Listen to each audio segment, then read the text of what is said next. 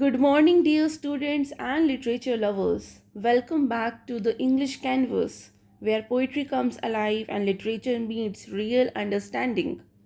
In today's class, we will explore another beautiful and thought provoking sonnet by William Wordsworth. The world is too much with us. This poem is a powerful critique of materialism and a deep cry for spiritual and emotional reconnection with nature. This poem was written in 1800s during Industrial Revolution and this Petrarchan sonnets. Actually, we have there are two types of sonnets. The first one is Petrarchan and the second one is English sonnets. English sonnets were written by made famous by William Shakespeare. उसका एक अलग type होता है, उसको हम बाद में पढ़ेंगे. But this is a Petrarchan sonnet. This is an Italian way to write sonnets invented by Petrarch. इसमें 14 लाइन्स होती हैं. सोनेट्स में बेसिकली 14 लाइन्स होती हैं. द फर्स्ट 18 लाइन होती है 1 2 3 4 5 6 7 8. First 8 line presents a problem or a situation, and these 8 lines are known as octave.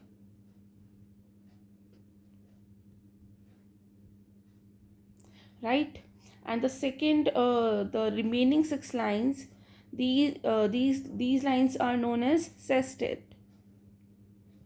So these 6 lines offers a solution or a reflection, right? So this sonnet was written in 1800s during the Industrial Revolution, and it reflects it reflects Wordsworth's concern that modern humans have lost touch with nature due to their obsession with wealth, progress, and material gain. He believes that this disconnection is not just uh, upset; it's a spiritual damaging. Through vivid imagery and mythological references, Wordsworth urges us to rediscover the beauty and world, wisdom of the natural world. So, mountains, seas, winds all speak a language we have forgotten. Let's listen to what Wordsworth has to say in this timeless piece. So, whether you are a student of BA, MA, UGC NET, or any other competitive exams, or maybe you're an aspirant of UPSC English optional, so this class is for you only.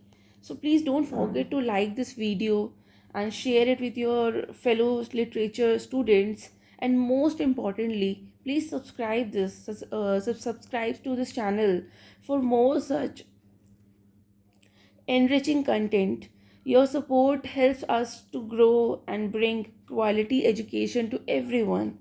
So let's begin today's beautiful journey through poetry. So the first line is this poem was written in 1807, I guess. मुझे ये confirm नहीं है, लेकिन ये confirmed है. So the first line is, the world is too much with us, late and soon. So Wordsworth begins with a complaint. Like, we are too involved with the world, with the material world.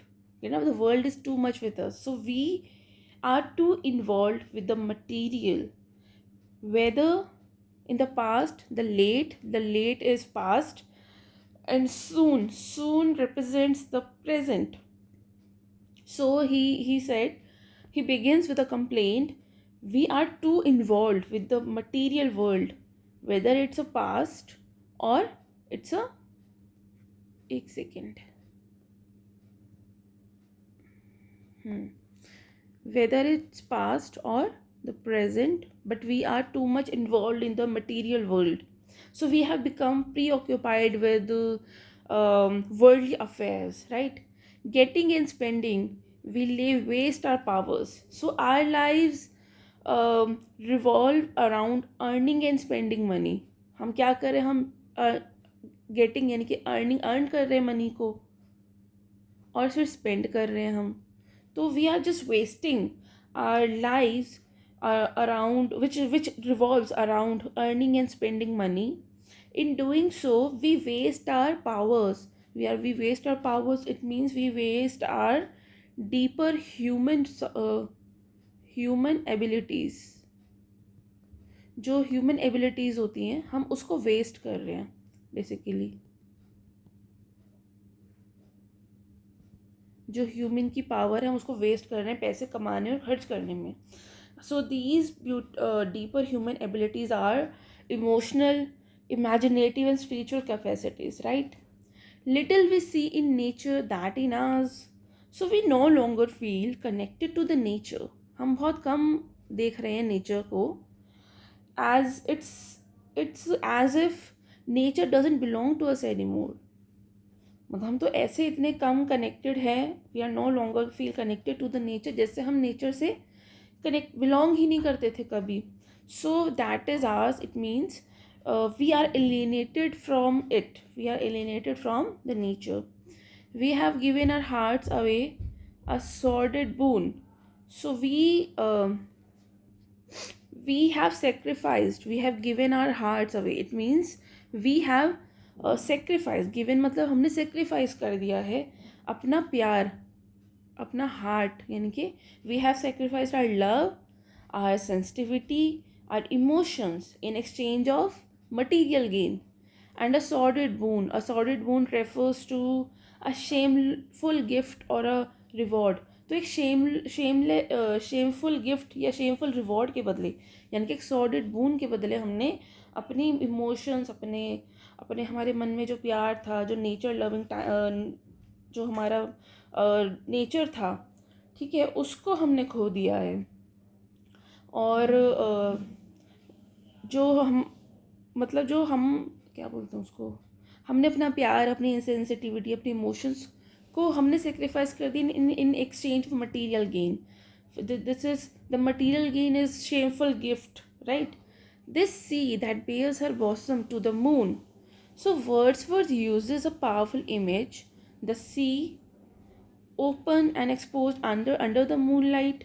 ठीक है, bosom to the moon, it means open and exposed under the moonlight. So nature is offering its beauty, right? But we fail to appreciate it. मतलब सी तो अभी भी हमको अपनी beauty देख रहा है, हमें अपनी ऑफर कर रहा है. नेचर तो अभी भी हमको अपनी ब्यूटी ऑफर कर रहा है, but we failed to appreciate it.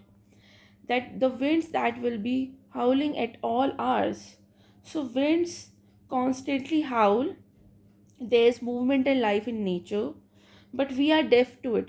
मतलब जो विंड है वो उसकी तो अभी भी मधुर आवाज़ आ रही है, बट हम लोग बहरे हो गए हैं जो हम उसे सुन नहीं पा रहे हैं.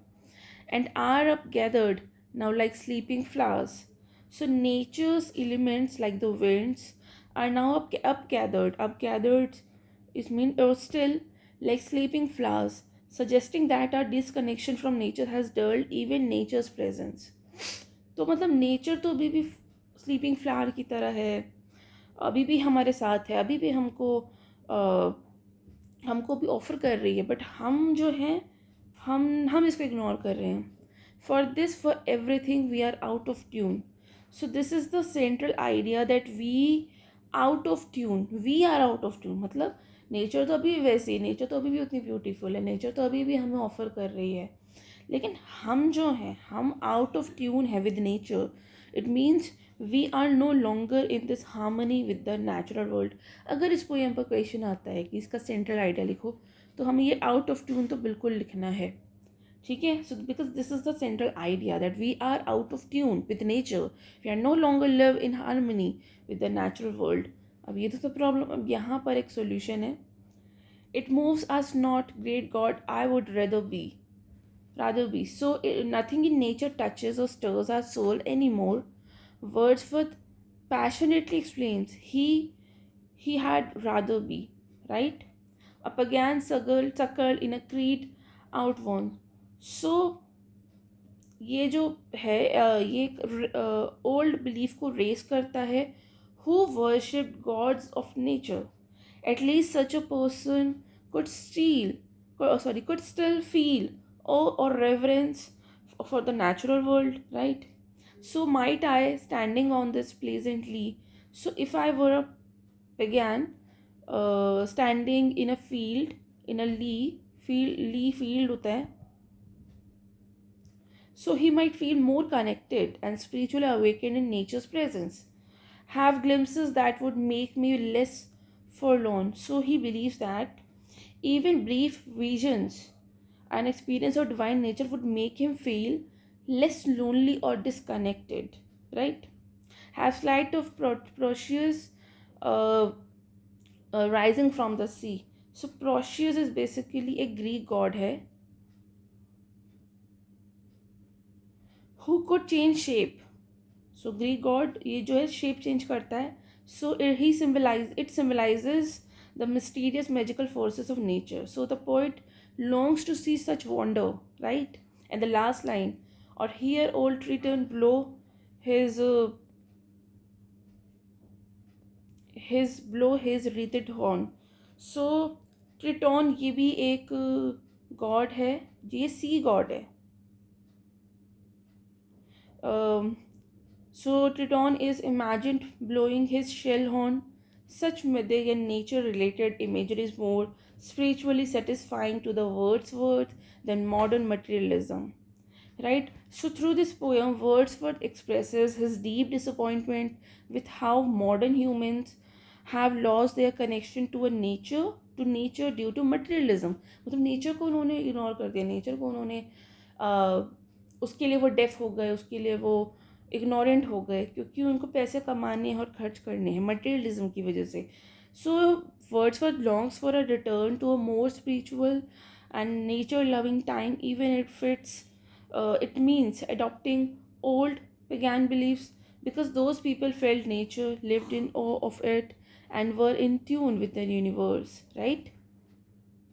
So this poem is very short. So, and with that, the dear learners, we come to an end to today's poetry journey, where Wordsworth's heartfelt cry reminded us how distant we have grown from nature and how sacred that connection truly is. So, if this poem moved something in you, like it does every time in my classroom, then don't forget to like this video, share it with your fellow literature lovers, and most importantly, subscribe to the channel so you don't miss our upcoming explorations. In our next class, we will read another gem by William Wordsworth, London, 1802. It's also a powerful sonnet that is not just a tribute to Milton, but also a passionate call for moral and spiritual revival for society. Right? Till then, keep your hearts tuned to poetry and your soul open to the music of world. See you soon, and yes, keep reading, keep reflecting, and keep rising. Thank you.